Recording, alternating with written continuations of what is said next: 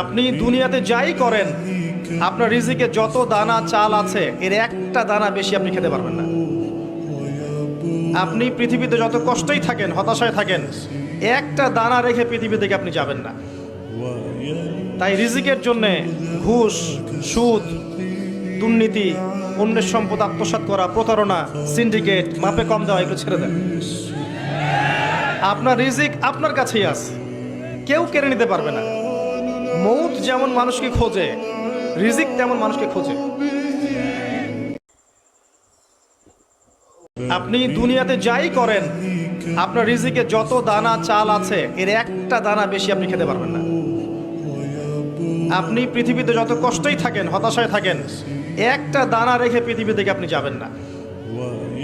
তাই রিজিকের জন্য ঘুষ, সুদ, দুর্নীতি, অন্যের সম্পদ আত্মসাৎ করা, প্রতারণা, সিন্ডিকেট, মাপে কম দেওয়া, এগুলো ছেড়ে দেন। আপনার রিজিক আপনার কাছেই আছে, কেউ কেড়ে নিতে পারবে না। মৌত যেমন মানুষকে খোঁজে, রিজিক তেমন মানুষকে খোঁজে।